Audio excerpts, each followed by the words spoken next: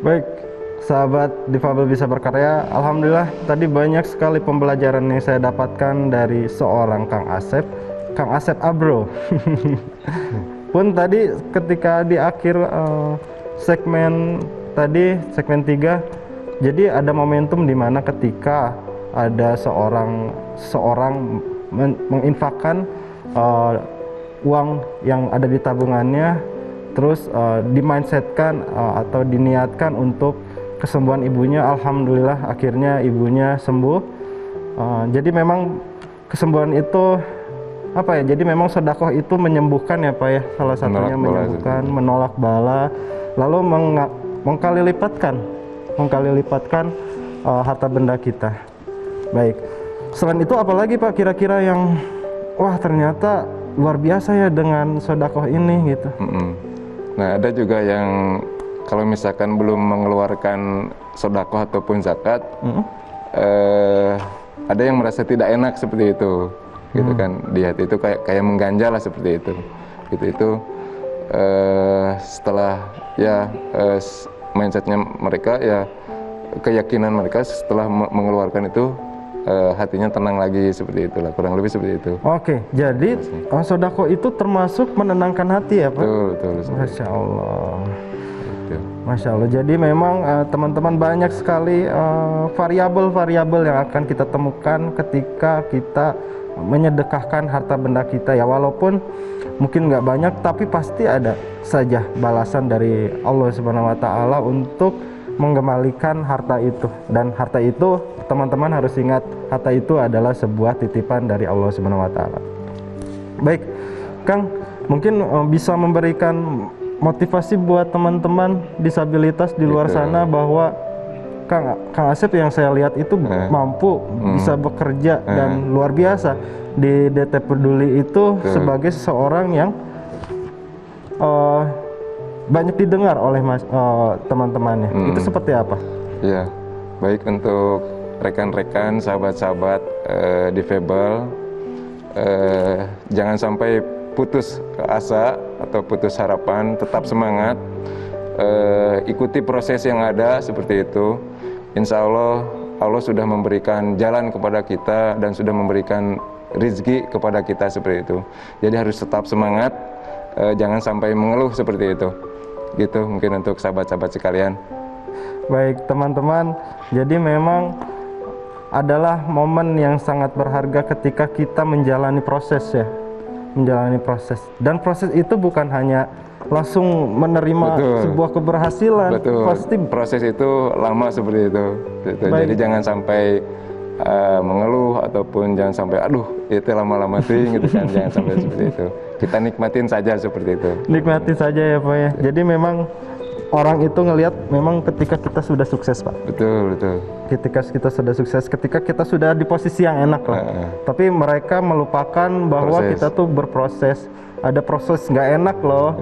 Ada proses di mana jatuh terus bangun, gitu. Kita bangun, jatuh lagi. Betul. Tapi itulah hidup di mana kita harus bertumpu pada sebuah proses di mana proses itu akan mendewasakan kita gitu ya Pak ya. Betul.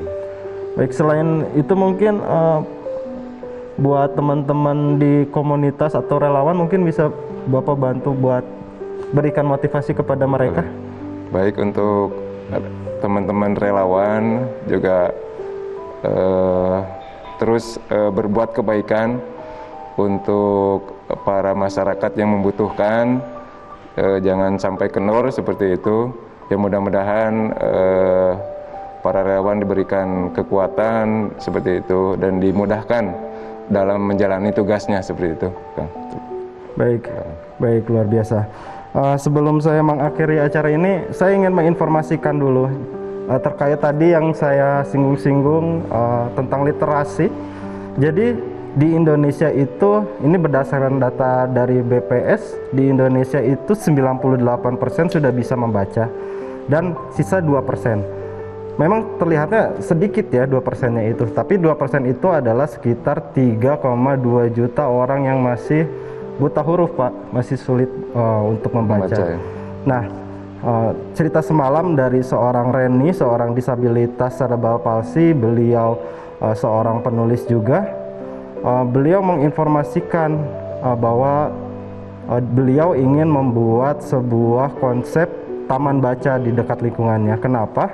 Beliau tidak sekolah, tapi beliau seorang penulis dan ada 6 buku antologi yang dia tulis untuk menginspirasi masyarakat. Nah, dengan dia membuat sebuah konsep untuk taman bacaan, pada akhirnya dia akan bertemu dengan banyak orang dan saling berbagi tentang kisah-kisah inspiratif ya.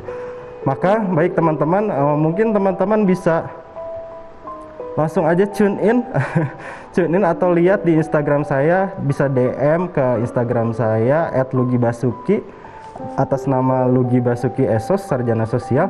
Mungkin teman-teman bisa sama-sama membantu atau memberikan informasi ini kepada teman-temannya, bagaimana caranya biar teman saya ini bisa menemukan atau memberikan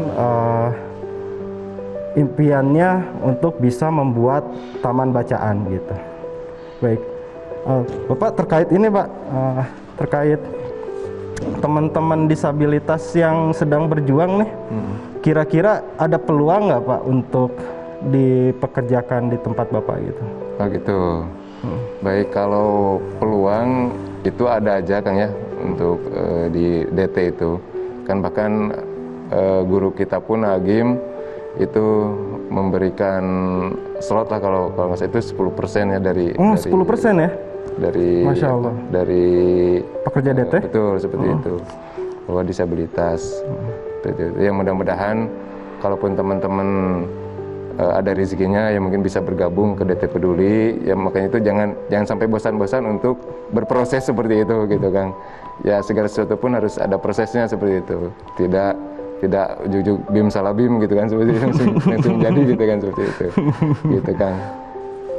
Batu pun ketika diterpa untuk menjadi dekok gitu, batu pun kan batu tuh bisa menjadi dekok oleh Ya, air, ya. tetesan air, dan itu pun waktunya nggak sebentar ya Pak ya. Betul, seperti itu. Jadi teman-teman, Jadi jangan bosan-bosan kalau misalkan rekan-rekan disabilitas mencoba seperti itu, jangan sampai ada aduh bosan gitu seperti itu. Tapi harus terus dicoba seperti itu. terus dicoba, terus jangan pernah menyerah. Benar tadi kata Pak Asep, jangan pernah menyerah, jangan pernah menyerah pada keadaan. Betul. Karena sejatinya manusia itu diciptakan sempurna. Betul. Hanya bagaimana kita memahami tentang kesempurnaan itu. Betul. Seperti itu. Dan mungkin ada kata-kata yang bijak gitu ya. Kita itu berproses untuk menemukan kebahagiaan kita masing-masing. Termasuk merasa bahagia ketika diterpa oleh sebuah masalah. Itu pun adalah sebuah kebahagiaan yang harus kita raih gitu ya Pak ya. Baik. Betul. Bapak terima kasih sudah hadir Ya, di acara terima kasih Difabilitas juga Berkarya. Kang Lugi. Mudah-mudahan bisa ketemu di offline dan berkegiatan bersama. Ya, betul. Baik, teman-teman, inilah acara Difabel Bisa Berkarya. Jangan pernah menyerah kata Pak Asep, terus berusaha dan temui prosesnya, ikuti, hayati. Betul. Dan itu adalah sebuah proses kehidupan. Baik, teman-teman, jangan lupa terus tonton acara Difabel Bisa Berkarya. Dan jangan lupa nanti kalau sudah dimasukkan ke dalam media YouTube atau media yang lainnya, media sosial, bantu untuk share acara ini. Hatur nuhun semua. Sampai bertemu di acara Difabel Bisa Berkarya lainnya. Hatur nuhun. Assalamualaikum warahmatullahi wabarakatuh.